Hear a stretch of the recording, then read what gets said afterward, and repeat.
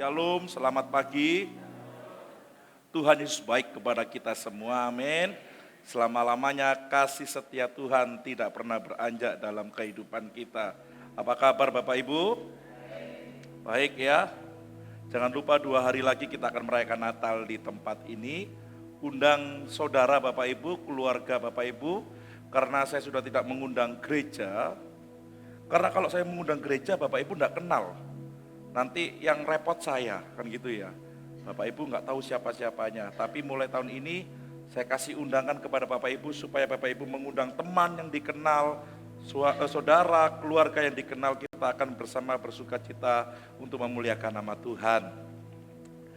Kita akan ibadah 2 kali seperti biasa, jam 6:30 dan jam 9 hari ini. Dan dengan tema yang berbeda. Kalau Bapak Ibu masih kepingin ibadah yang kedua, saya persilakan. Jangan lupa sarapan dulu Bapak Ibu. Tapi kalau sarapannya terlalu banyak bisa ngantuk kalau jam 9 itu ya, karena rawan. Hari ini saya akan kasih tema yaitu, kita baca sama-sama, 2, 3, dilatih percaya dan berserah. Karena setiap hari dalam perjalanan hidup kita dilatih untuk percaya dan berserah kepada Tuhan. Karena banyak dan sering kali hal yang datang menghampiri kita ini membuat kita ragu akan Tuhan. Kita mungkin pernah bertanya gini, bener enggak ya? Salah enggak ya? Kira-kira Tuhan tolong enggak ya? Ini udah mepet loh Tuhan waktunya. Yakin enggak sih Tuhan tolong saya? Yakin enggak sih Engkau ajaib? Nah, kadang hal-hal yang seperti itu membuat kita bisa ragu Bapak Ibu. Karena kita belum melihat pertolongan Tuhan. Bukan berarti kalau kita belum melihat pertolongan Tuhan, Dia tidak bekerja atas kita. Kita saja yang belum melihat semua yang Tuhan sedang lakukan dalam kehidupan kita. Makanya ada beberapa orang, mungkin ada banyak orang yang meragukan tentang Tuhan. Walau ada sedikit orang yang percaya kepada Tuhan Bapak Ibu. Tapi jumlah yang lebih banyak lagi, orang mulai meragukan Tuhan akan kebesaran Tuhan, dia khawatir akan Tuhan, itu banyak jumlahnya Bapak Ibu. Nah, masalah ragu, percaya ini harus dilatih dalam kehidupan roh. Latihannya bukan hanya setiap seminggu sekali, tetapi roh kita harus dilatih setiap hari supaya kuat. Jika tubuh saja tiap hari jalan kaki supaya lebih sehat, jika tubuh saja olahraga setiap hari supaya sehat, maka juga roh kita janganlah seminggu sekali dilatih supaya kita sehat. Roh kita itu harus kita latih setiap hari dengan cara mendengarkan MP3, lagu rohani, khotbah. Tapi Bapak Ibu jangan salah, ada orang yang terjebak hanya dengar MP3 untuk mengiringi dia nyapu ngepel Bapak Ibu. Yang nyanyi radionya, orangnya diam. Di sini nggak ada ya. Di mobil radionya, speakernya, apalagi itu namanya ya. MP3-nya bunyi, tapi orangnya tidak bunyi sama sekali Bapak Ibu. Setiap hari kita harus melantunkan pujian penyembahan kepada Tuhan. Dan setiap hari kita harus mendengarkan firman Tuhan. Amin. Jadi latihan roh ini harus terus. Jangan hanya mengharapkan tiap Kamis saja atau tiap Minggu saja. Karena ini adalah ibadah raya, otomatis kita akan berkumpul bersama, Bapak Ibu pasti dikuatkan. Cuman kalau sudah Senin, Selasa, Rebo, Jumat, Bapak Ibu juga harus perlu latihan pribadi. Kayak pemain musik ini. Pemain musik ini jadwal latihannya kalau Minggu itu Kamis dan Sabtu. Kalau pelayanan Kamis, latihannya itu Selasa atau Rebo dan Kamis. Tapi mereka enggak boleh hanya latihan pas di gereja, mereka harus latihan juga di rumah, betul kira-kira? Kalau mereka nggak latihan di rumah, kelihatan pada saat latihan di gereja. Masih tanya-tanya, masih salah, salah. Sama dengan kita juga tidak hanya ibadah di Kemis dan ibadah di Minggu, tetapi kita harus terus melatih kehidupan kita setiap hari di rumah. Kita membaca firman Tuhan, kita membuka buku catatan yang Bapak Ibu semua di sini, hampir semua tidak mencatat. Bapak Ibu membuka kembali catatannya, atau Bapak Ibu kembali buka link YouTube-nya untuk mendengarkan kembali khotbah-khotbah, supaya roh kita ini tetap kuat, tetap terpelihara dengan sehat. Karena kalau kita tidak melakukan hal ini setiap hari, yang tadi ya, mendengarkan pujian, memuji Tuhan, membaca firman, mendengarkan khotbah, maka manusia roh kita ini nggak akan pernah kuat untuk menghadapi tantangan hidup yang tidak pernah habis. Karena ujian hidup ini selalu mendadak dan setiap hari. Betul ya Bapak Ibu ya? Kalau kita harus berjaga-jaga secara tubuh, jasmani, kita juga harus berjaga-jaga secara tubuh roh. Selasa kemarin saya harus ke rumah sakit untuk periksa jantung Bapak Ibu. Saat saya dipanggil, tiba-tiba di dada kiri saya ini nyeri sekali, sampai blank mata saya. Slep gitu. Terus saya mulai pegangan di meja, dipanggil itu waktu ngantor Vigo dan Asa.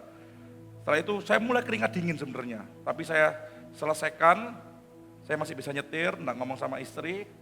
Setelah selesai semua di Pandaan, saya baru pergi ke rumah sakit. Saya harus periksa jantung saya. Saya kayak bahasa Jawanya itu menggos-menggos. Apa nih? Kok tiba-tiba seperti ini? Nyeri. Ya, saya dipercepat karena ketakutan daripada suster dan dokter, saya ini kena serangan jantung. Tapi sudah dicek semuanya, puji Tuhan baik. Cuman pada saat di ronsen memang jantung saya membesar. Jadi ada beberapa hal yang harus saya jaga, pola makannya. Nah ini sudah mulai Bapak Ibu. Semoga ini jalan saya menjadi kurus Bapak Ibu.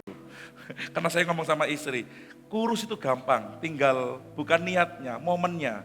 Baru ngomong 3 hari yang lalu Bapak Ibu, kena nyeri dada saya, dan saya bisa berdiri di tempat ini semua karena kemurahan Tuhan.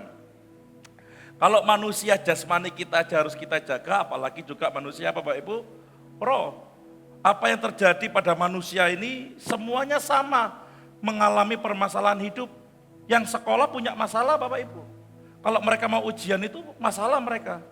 Kalau ada PR, masalah mereka Bapak Ibu yang sekolah.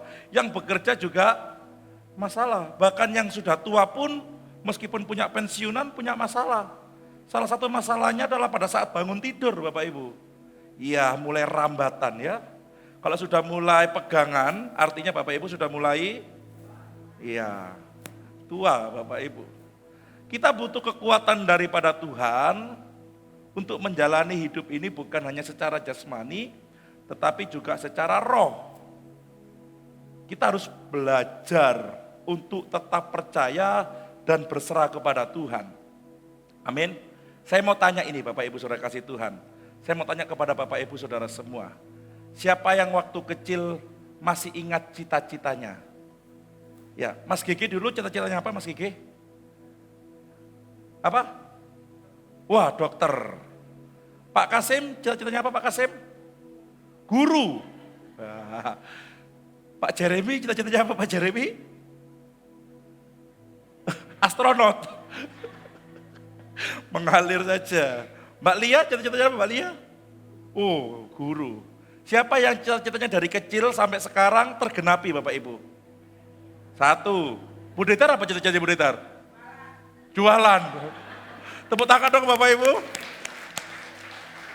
Pak Agus pernah cita-cita seperti ini Pak Agus? Mimpinya?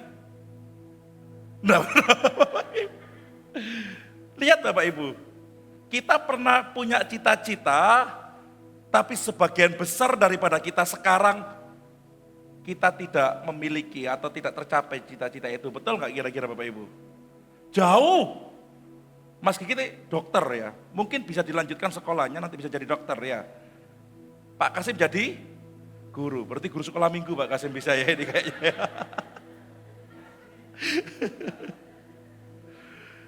Kita lihat kita pernah punya cita-cita apa, punya ingin apa, kita sudah set plan hidup kita sebagaimana yang terbaik, orang tua kepada anak yang terbaik, tapi semuanya kayaknya nggak tahu deh kemana.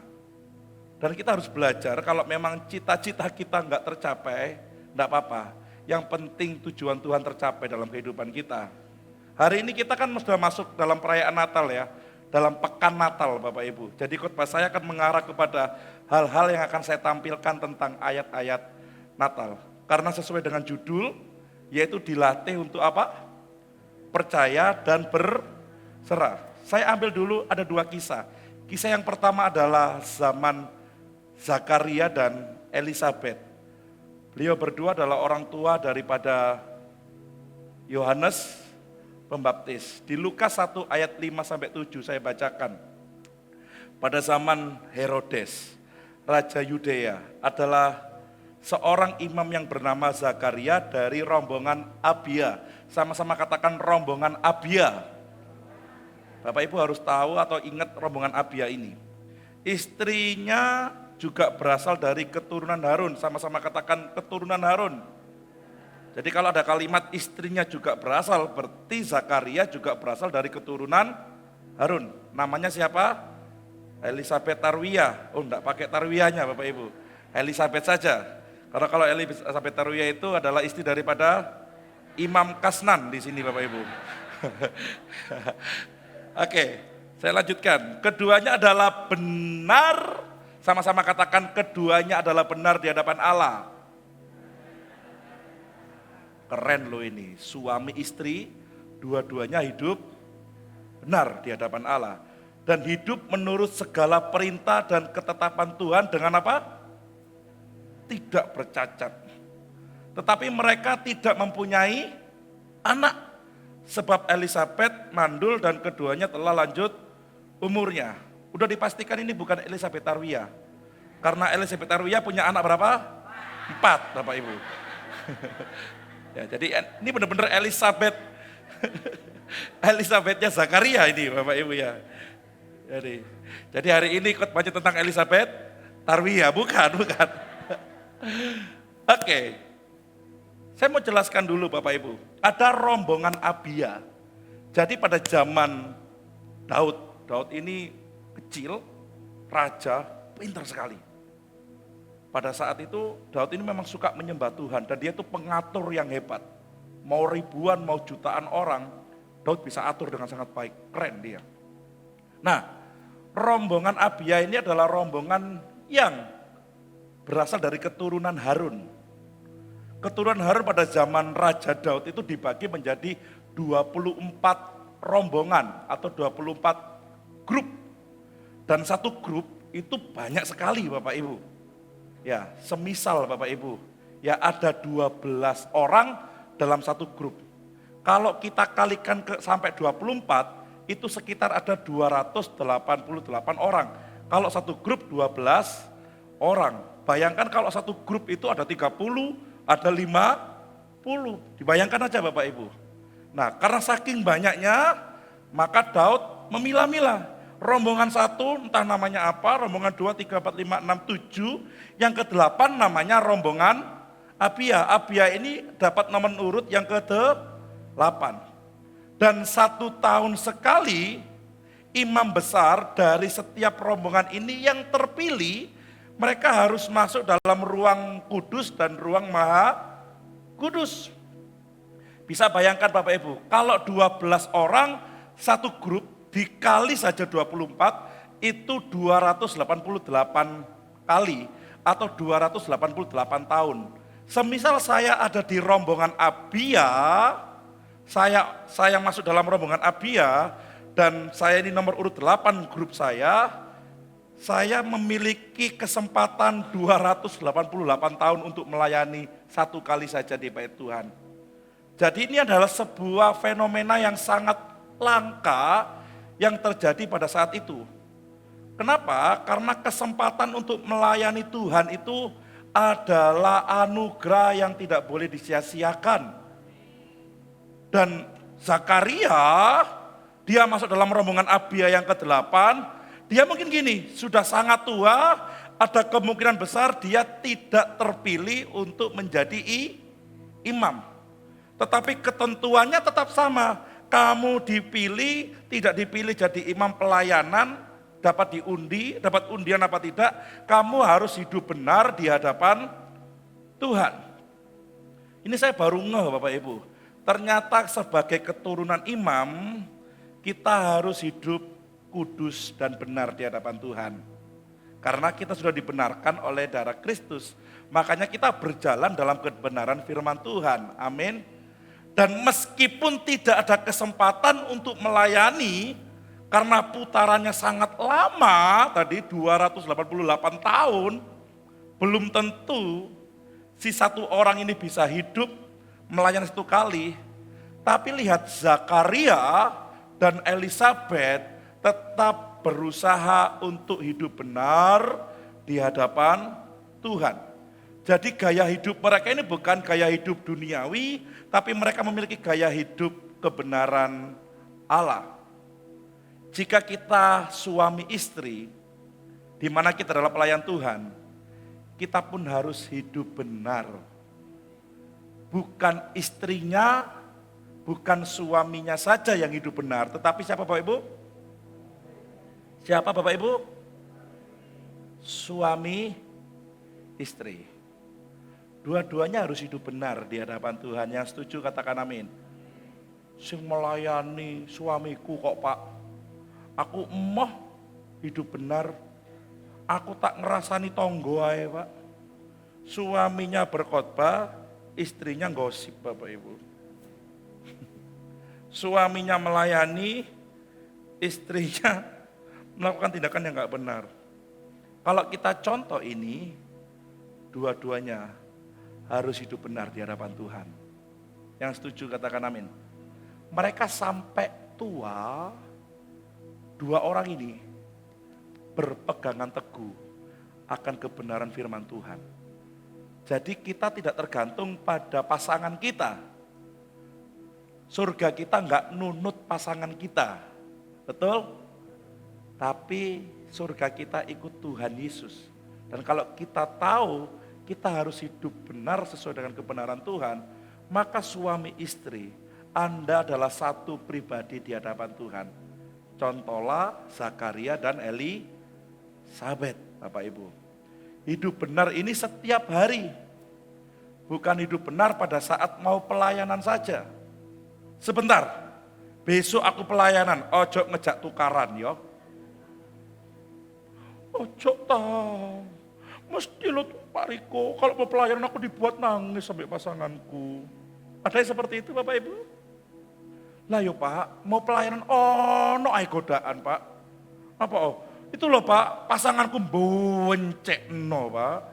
Ngerogoti hatiku tok Pak. No. Bukan gini, Pak Ma, tunggu ya. Kita akan lanjut pertengkaran hari Senin. Karena hari Minggu adalah hari Sabat buat kita. No. Hidup benar itu setiap hari dan bukan hanya pada saat mau pelayanan. Yang setuju katakan amin. Hidup benar ini dilakukan tidak memandang giliran. Zakaria, dia nggak tahu dia akan terpilih apa tidak di undian itu. Tetapi dia berusaha untuk hidup benar di hadapan Tuhan. Mau dia dapat tugas, mau nggak dapat tugas, mau dia melayani, nggak melayani, Zakaria dan Elisabet hidup benar di hadapan Tuhan. Kita pun seperti itu. Jangan ngomong sama suami istrinya ya, wis tuwek ya. Sing nom-nom sing pelayanan, ayo tak hidup gak bener ya. Nggak bisa. Zakaria dan Elisabet sampai tua pun mereka tetap hidup benar di hadapan Tuhan. Ayat 8-12. Pada satu kali, waktu tiba giliran rombongannya Zakaria melakukan tugas keimaman di hadapan Tuhan. Sebab ketika diundi, sama-sama katakan diundi, sebagaimana lazimnya untuk menentukan imam yang bertugas. Jadi rombongan Zakaria memang tahun itu sedang dapat giliran, tapi karena banyaknya orang harus diundi. Siapa yang ditentukan? Dialah yang ditunjuk untuk masuk dalam bait suci dan membakar ukupan. Jadi Zakaria yang dapat undian. Karena saking banyaknya Bapak Ibu. Sementara itu seluruh umat berkumpul di luar dan sembahyang. Waktu itu adalah waktu pembakaran ukupan. Maka tampaklah kepada Zakaria seorang malaikat berdiri di sebelah kanan mezbah pembakaran ukupan. Melihat hal itu, Zakaria terkejut dan menjadi takut. Jadi Bapak Ibu, semua imam tanpa pandang bulu dari golongan dan gerombolan manapun yang terpilih pada saat itu untuk masuk dalam baitnya Tuhan, masuk ruang suci dan ruang maha suci, ruang kudus dan ruang maha kudus, mereka harus dikasih tali, sama-sama katakan dikasih tali. Tali di kakinya dikasih dan ada kerincing-kerincingnya, kecil, kerincing. Ya, pada saat Zakaria terpilih, otomatis seluruh rombongan Zakaria mendukung Zakaria. Dikasih tali di kakinya dan dikasih gantungan kecil, kerincing. Dan Zakaria melakukan tugas keimaman. Kenapa Bapak Ibu? Karena kalau Zakaria meskipun terlihat benar di mata manusia hidupnya, namun ujiannya adalah pada saat dia masuk dalam ruang maha kudus atau ruang kudus. Kalau sudah sampai masuk di ruang kudus atau ruang maha kudus mati, berarti hidup benarnya Zakaria ini hidup benar yang abal-abal. Makanya karena kalau mati di bait suci itu, tidak boleh ada orang masuk terus ngambil mayatnya. Dia harus diapain? Ditarik saat mati. Makanya setiap imam harus dikasih tali dan dikasih lonceng. Zakaria melakukan tugas keimaman. Sudah seperti biasanya, waktunya sudah terlihat. Mungkin 30 menit atau mungkin 1 jam. Satu kali pada saat Zakaria melakukan tugas keimaman, Zakaria melihat malaikat. Ya. Biasanya kalau orang sudah melihat malaikat Bapak Ibu, biasanya pasti akan mati. Kalau dia nggak dapat anugerah dari Tuhan, supaya dia tetap hidup, atau memang hidupnya benar di hadapan Tuhan Bapak Ibu. Dan kita melihat, Zakaria saat dia melihat malaikat, dia menjadi terkejut dan takut. Kenapa? Karena dari zaman terakhir kalau kita lihat di kitab Perjanjian Lama yaitu Maleaki ke Matius, Perjanjian Baru itu ada 1 lembar putih, benar gak kira-kira? Itu sekitar 300 sampai 400 tahun yang dinamakan silent period. Di mana Allah tidak pernah berbicara sama sekali kepada umat manusia, baik melalui perentaraan maupun mujizat. Jadi udah 300 tahun, sekitar 7-8 generasi, Allah tidak ngomong sama sekali, mujizat gak ada, suara kenabian gak ada, hal-hal yang luar biasa berasal dari Allah gak ada. Tiba-tiba kok mak beduduk, Zakaria sudah melakukan aktivitasnya setiap yang seperti imam harus lakukan, dia kelihatan apa namanya tadi? Malaikat. Dia kaget. Dia tahu, dia terkejut, dia kaget. Dia mungkin punya pikiran, aku pasti mati. Atau yang kedua, pikirannya, beneran tak ini? Aku ndak halusinasi tak ini? Saat dia ketemu dengan malaikat Gabriel. Makanya Zakaria takut. Takut mati, takut juga penampakan itu adalah mungkin setan dan sebagainya. Zakaria takut Bapak Ibu. Karena selama ini dia tidak mendengar Tuhan ngomong berbicara apapun. Alasannya takut ya karena itu tadi Bapak Ibu. Namun apa yang terjadi? Zakaria tidak mati. Kita lihat ayat ini sama-sama. Ayat 13 sampai 17. Tetapi malaikat itu berkata kepada Zakaria, jangan takut hai Zakaria, sebab doamu telah dikabulkan dan Elisabet istrimu akan melahirkan seorang anak laki-laki bagimu dan haruslah engkau menamai dia siapa? Yohanes. Engkau akan bersuka cita dan bergembira. Jelas sekali Bapak Ibu. Bahkan banyak orang akan bersuka cita atas kelahiran si Yohanes itu. Sebab Yohanes itu akan besar di hadapan Tuhan dan dia tidak akan minum anggur ataupun minuman keras dan ia akan penuh dengan Roh Kudus mulai dari mana? Rahim ibunya. Yohanes akan membuat banyak orang Israel berbalik kepada Tuhan Allah mereka. Dan Yohanes akan berjalan mendahului Tuhan dalam roh dan kuasa Elisa untuk membuat hati bapak-bapak berbalik kepada anak-anaknya dan hati orang-orang durhaka kepada pikiran orang-orang benar, dan dengan demikian menyiapkan bagi Tuhan suatu umat yang layak baginya. Ayat 18 ayat 20. Lalu kata Zakaria kepada malaikat itu, bagaimanakah aku tahu bahwa hal ini akan terjadi? Sebab aku sudah tua, sudah kakek nenek. Jawab malaikat itu kepadanya, akulah Gabriel yang melayani Allah, dan aku telah diutus untuk berbicara dengan engkau dan untuk menyampaikan kabar baik ini kepadamu. Sesungguhnya engkau akan menjadi bisu, sama-sama katakan menjadi bisu, dan tidak dapat berkata-kata sampai kepada hari di mana semuanya ini terjadi. Karena engkau tidak percaya akan perkataanku yang akan nyata kebenarannya pada waktunya. Bapak Ibu, Zakaria dan Elisabeth ini kakek nenek. Mereka berdua udah lanjut umurnya. Bapak Ibu bayangin para kakek nenek jika istri Anda hamil, Bapak Ibu. Bayangin nih, yang sudah kakek nenek boleh angkat tangan Bapak Ibu.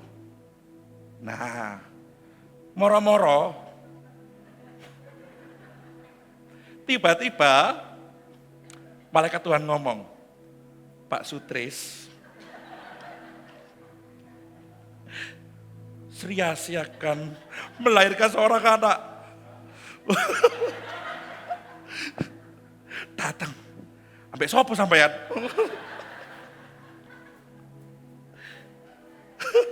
Wes tuwek, sudah tua, hamil. Sesuatu yang mustahil, bin mustahil Bapak Ibu. Benar gak kira-kira? Makanya Zakaria ragu. Sudah tua, sudah kakek nenek, mungkin udah peot Bapak Ibu. Udah sangat tua mungkin dia, kita gak tahu umurnya. Dan dia gak percaya sama Tuhan. Akhirnya Zakaria dibuat apa? Bisu. Ini pesannya. Terkadang Tuhan membuat kita terdiam karena dia sedang bekerja dalam kesenyapan. Kadang kita nggak bisa berkata apa-apa. Di hati kita gini, bener lah Tuhan. Yakin lah. Kadang kita harus nggak ngomong apa yang sedang Tuhan berikan kepada kita. Kadang kita nggak usah gembar-gemborkan kepada orang apa yang sedang Tuhan lakukan kepada kita. Karena Tuhan terus bekerja walau kita tidak pernah melihatnya bekerja. Amin. Ini sebuah rahasia yang besar Bapak Ibu. Kenapa? Kalau Zakaria ada kemungkinan dia nggak bisu, kemungkinan Zakaria ngapain Bapak Ibu? Cerita. Keluar dari bait, ketemu Gebi. Sopo Gebi? Iku malaikat Tuhan, Gabriel ta. Iya kan panggilannya Gebi. Cucunya Bu Senitri, betul ya? Ketemu malaikat. Gimana malaikatnya? Luar biasa. Tahu nggak bro? Aku ketemu malaikat, terus malaikat tuh ngomong, istriku sing tua, nenek-nenek tuh. Nah, itu akan punya anak. Bisa nggak cerita gitu kira-kira Bapak Ibu? Karena Zakaria bisu, dia nggak bisa cerita apapun kepada siapapun tentang karya Tuhan yang luar biasa.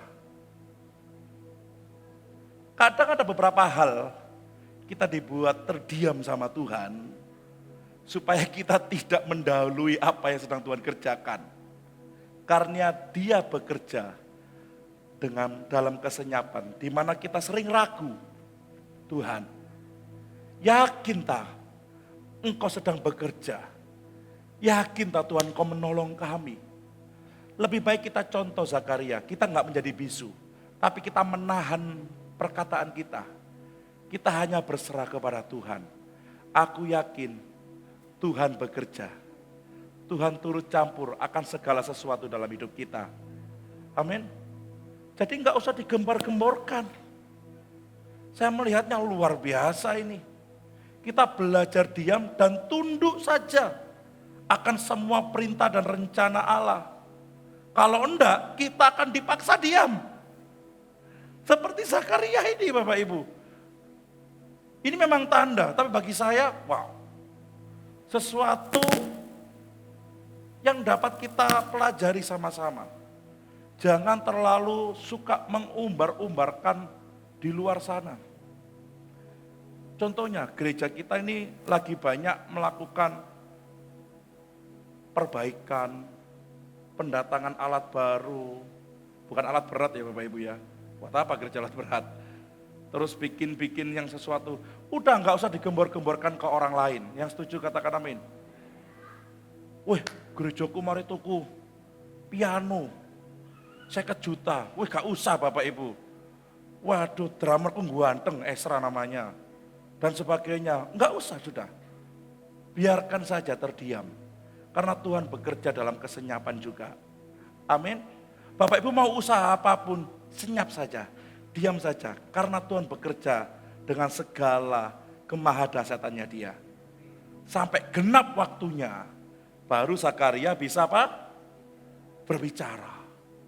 Ini menahan diri untuk tidak bersuara. Penting Bapak Ibu. Saya teringat tentang peristiwa tembok Yeriko. Hari pertama sampai hari ke-6 apa yang terjadi? Pasukan itu hanya keliling tembok diam. Saya pernah khotbahkan ini ya. Bapak Ibu saya bisa bayangin. Di atas tembok sudah ada penjaga. Hari pertama pasukan Israel disuruh keliling. Anggap aja ini tembok Yeriko keliling. Suruh diam saja. Hari pertama diam, enggak ngomong. Mereka diam, enggak ngomong. Hari kedua mereka juga diam, enggak ngomong. Selama 6 hari. Bayangkan pasukan penjaga di atas orang tembok Yeriko ini. Mungkin hari itu melempari mereka dengan batu. Mungkin hari itu melempari mereka dengan tombak dan sebagainya. Tapi Israel enggak boleh ngomong satupun. Enggak boleh teriak satupun. Mereka mungkin, aduh Tuhan, ini sudah kita dihabisin ini di atas ini. Tapi mereka enggak boleh terucap satupun. Orang Israel hanya terdiam mengelilingi tembok Yeriko. Betul enggak kira-kira? Sampai 6 hari. Bukan pasukan Yeriko melihat mereka diam. Oh gendeng ini. Enggak. Karena itu musuh mereka pasti akan habisin tuh. Gimana caranya mereka mati itu. Tapi orang-orang Yeriko enggak pernah tahu. Kalau orang-orang Israel berkeliling dan diam itu suruhannya Tuhan. Tuhan yang minta. Hari ke-7 mereka ngapain Bapak Ibu? Tetap berkeliling tapi mereka memuji Tuhan. Dan runtuhlah tembok itu, betul? Ada harinya, ada waktunya di mana Tuhan akan memperlihatkan kedahsyatannya atas kita. Dan ada waktunya kita juga untuk tahan mulut, berdiam. Kita percayakan saja semua perkara kita kepada Dia. Sebab Dia Maha Kuasa, amin. Kalau kita melihat tentang Elisabet dan Zakaria ini Bapak Ibu. Saya itu melihatnya dari sisi Zakarianya. Dia diam. Bayangkan dulu Bapak Ibu. Dia keluar dari bait suci. Dia sudah dapat penglihatan dari malaikat. Dan dia ketemu dengan nenek Elisabet. Adalah istrinya. Dan Zakaria kan gak bisa ngomong. Nggak bisa. Elisabet, apa sih? Gak bisa. Zakaria pun gak bisa ngomong ke istrinya. Dan Elisabet pun sebagai orang yang dikarenai Tuhan, anak yang bernama Yohanes, dia pun diam. Mereka hidup dalam kebenaran Allah. Bapak Ibu kadang kita itu kepingin balas perbuatan orang. Betul ya? Dicelatu kepingin balik. Dihina kepingin balik. Hina. Biarkan saja kita ampuni. Amin. Kita belajar. Suami, istri. Kalau ada istri dia omongi, Pak mohon maaf Pak ya. Istrinya itu lupa Kak suka nyelatu orang. Suaminya jangan bilang gini. Ancen ngono kok Pak bojoku Pak. cerewet minta ampun. Nah, ya terima kasih Pak nasihatnya. Saya akan sampaikan, ngomong. Yang, ya kita gak usah lah ngomong banyak-banyak ke orang. Apa? Ngomong apa wong iku? Suami istri harus hidup benar di hadapan Tuhan. Karena Tuhan sudah melakukan perkara yang ajaib. Amin. Itu dari Zakaria dan Elisabet. Dilatih percaya dan berserah. Sekarang yang kedua, tokoh yang kedua, Yusuf dan Maria. Ya. Saya bacakan, kelahiran Yesus Kristus adalah seperti berikut. Pada waktu Maria, ibunya bertunangan dengan Yusuf, ternyata ia Bapak Ibu mengandung dari Roh Kudus. Sebelum mereka hidup sebagai suami istri, kalau hamil sebelum nikah, ini adalah sesuatu yang tabu. Jemaat di tempat ini jangan pernah menormalisasi hamil di luar pernikahan. Yang setuju katakan amin. Tapi khusus untuk ini, Maria mengandung sebelum mereka menjadi suami istri. Karena Yusuf suaminya yang tunangannya itu seorang yang tulus hati, karena memang disebut suami kalau sudah tunangan di adat Yahudi, dan tidak mau mencemarkan nama istrinya di muka umum, Yusuf bermaksud untuk menceraikannya dengan diam-diam.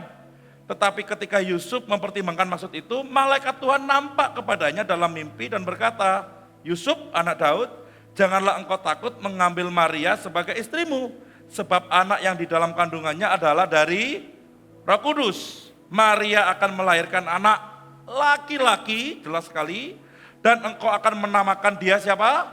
Yesus, ini Gabriel yang ngomong, karena dialah yang akan menyelamatkan umatnya dari dosa mereka.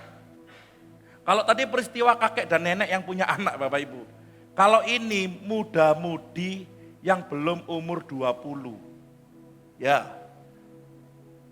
Adat istiadat orang Israel itu kalau sudah di atas 17, itu sudah dewasa. Kalau sudah menikah harus keluar dari rumah. Itu ya wajib itu Bapak Ibu, pasti itu. Nah pada saat Yusuf dan Maria bertunangan, ada tafsiran sekitar umur 19. 19 masih muda, masih mudi, masih kinyis-kinyis Bapak Ibu. Dua-duanya ini hidup benar di hadapan Tuhan. Baik Yusuf maupun si Maria. Cuman tiba-tiba Maria hamil di luar nikah. Bapak Ibu bisa bayangkan, coba bayangkan sekarang. Bapak Ibu punya anak yang umurnya sudah menginjak dewasa, dan anak Bapak Ibu itu perempuan dan ngomong sama Bapak Ibu, Papa, Mama, aku hamil. Coba Bapak Ibu bayangin, kira-kira Bapak Ibu sebagai orang tua, ya apa Bapak Ibu? Pinter ya anakku rek. Gitu kira-kira Bapak Ibu?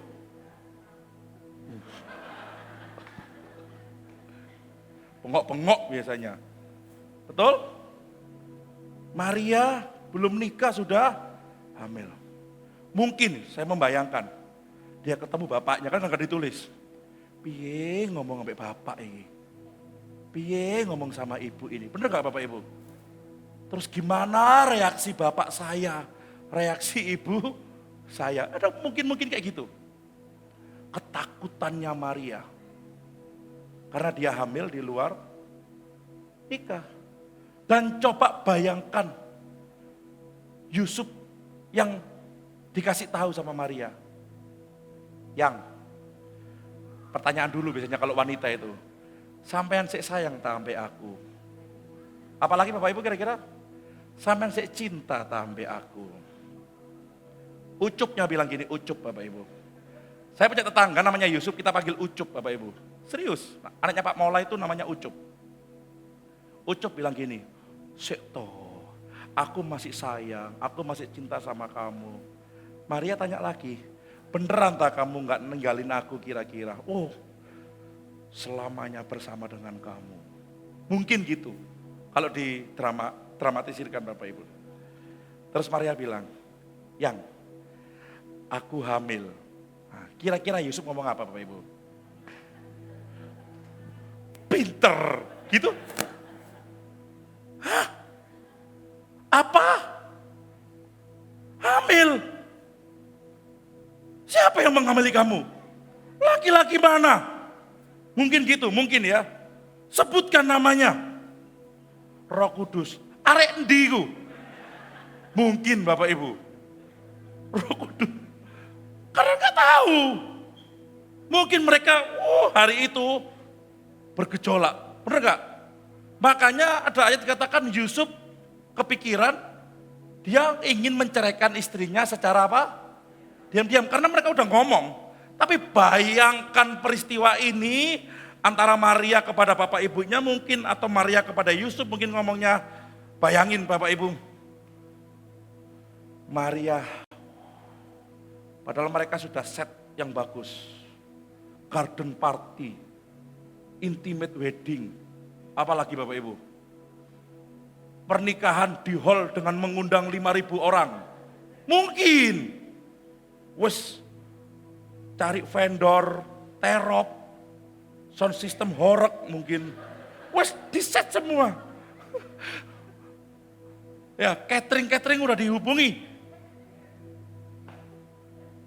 Hamil duluan. Pecah semua. Baik Yusuf Umar Maria, blank.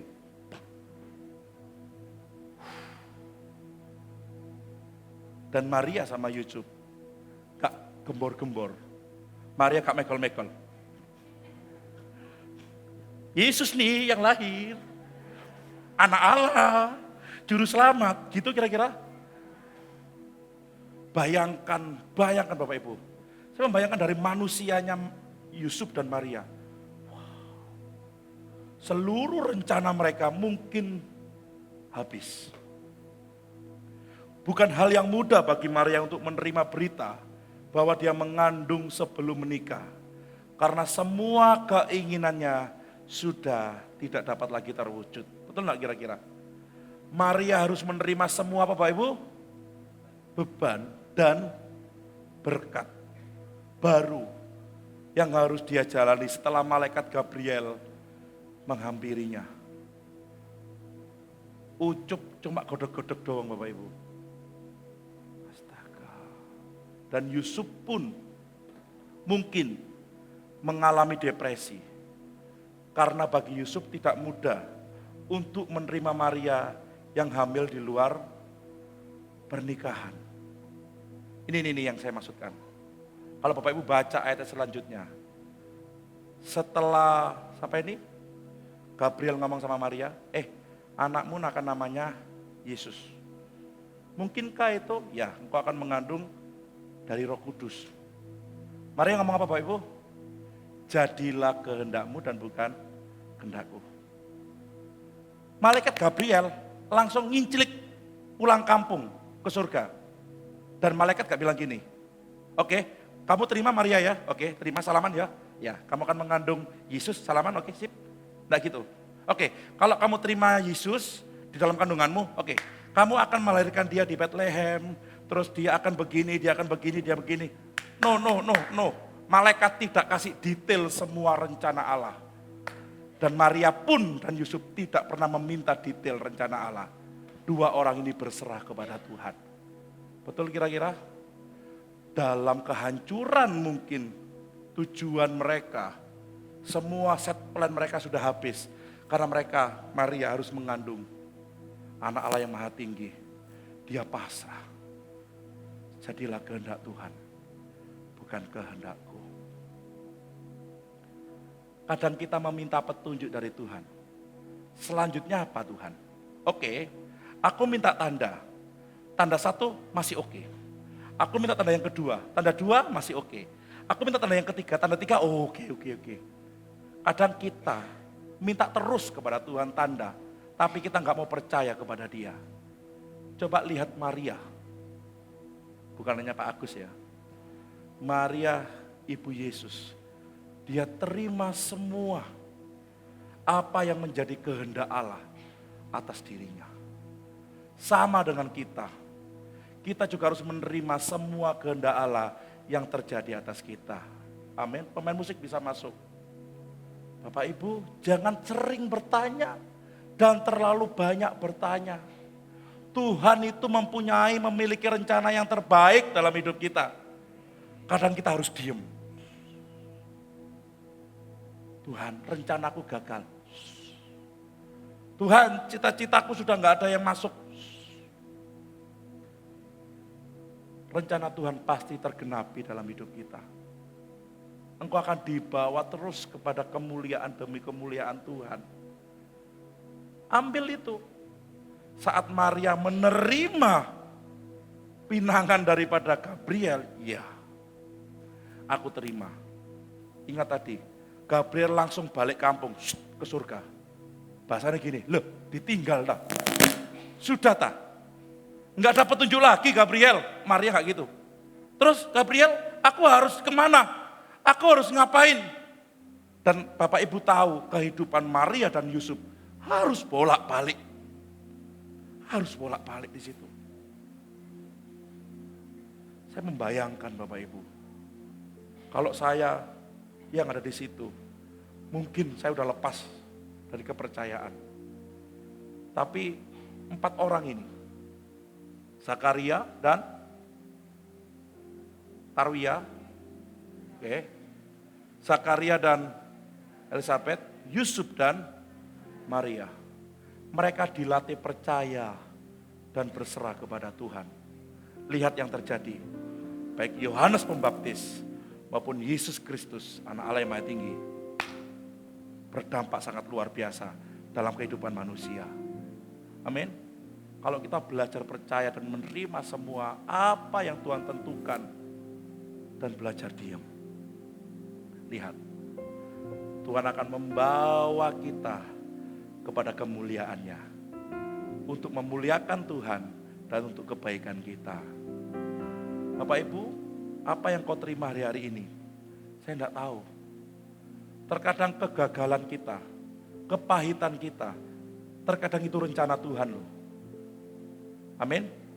Rencana Tuhan bukan hanya, wah engkau akan pasti sukses, kaya dan diberkati, bukan hanya itu. Rencana Tuhan juga masuk dalam kegagalan dan sakit penyakit mungkin bisa.